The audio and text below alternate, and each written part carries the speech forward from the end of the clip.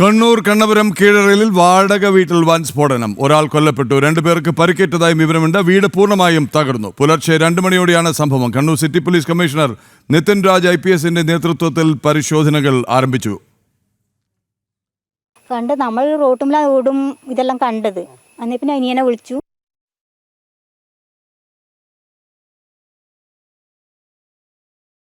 ശരി, വിവരങ്ങളുമായി മിഥുൻ പിള്ള ചേരുകയാണ്. മിഥുൻ, ഇതെന്താണ് സംഭവം? വീട്ടിൽ സ്ഫോടനം, ഒരാൾ മരിക്കുന്നു. എന്താണ് ഇതിന്റെ പിന്നിൽ? എന്തെങ്കിലും സൂചനകളുണ്ടോ?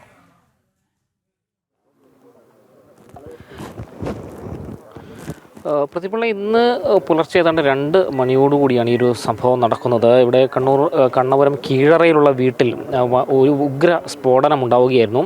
സമീപ പ്രദേശത്തുള്ള ആളുകളൊക്കെ തന്നെ ഈ പ്രദേശത്തേക്ക് ഓടി വന്ന് നോക്കിയപ്പോഴാണ് ഇവിടെ ഒരു വീട് പൂർണ്ണമായും തകർന്നു നിൽക്കുന്ന നിലയിൽ കണ്ടെത്തിയത്. ഇതിനിടയിൽ ഈ വീട് തകർന്ന് കിടക്കുന്നതിനിടയിൽ ഒരാളുടെ കാലിൻ്റെ ഭാഗങ്ങൾ കണ്ടെത്തുകയും ചെയ്തിരുന്നു.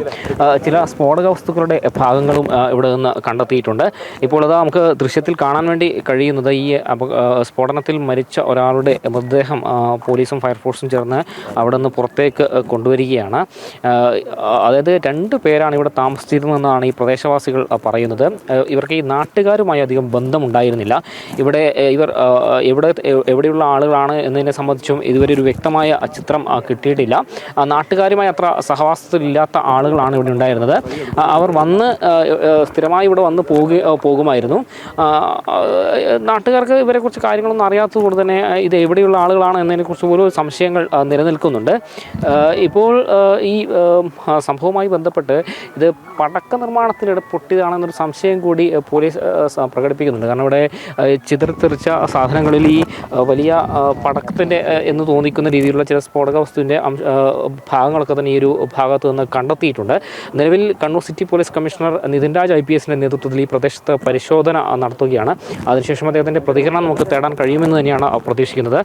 അല്പസമയത്തിനകം തന്നെ അദ്ദേഹം ഈ ബോംബ് സ്ഫോടനം നടന്ന അല്ലെങ്കിൽ സ്ഫോടനം നടന്ന വീട്ടിൽ അവിടെ പരിശോധന നടന്ന് പുറത്തേക്ക് വരും. നമുക്കത് ഈ ദൃശ്യത്തിൽ കാണാൻ സാധിക്കുന്നത് ആ വീടിൻ്റെ ഒരു ഭാഗമാണ്. അവിടെ പോലീസുകാരൊക്കെ നിൽക്കുന്നുണ്ട്. ഈ വീടിൻ്റെ ഒരു റൂമിൻ്റെ ഒരു ഭാഗം മാത്രമാണ് ഇപ്പോൾ അവിടെ നിൽക്കുന്നത്. ബാക്കിയൊക്കെ പൂർണ്ണമായും തകർന്ന് പോയിരുന്നു. അത്ര ഒരു ഉഗ്ര സ്ഫോടനം തന്നെയാണ് ഈ ഒരു പ്രദേശത്ത് നടന്നിരിക്കുന്നത്.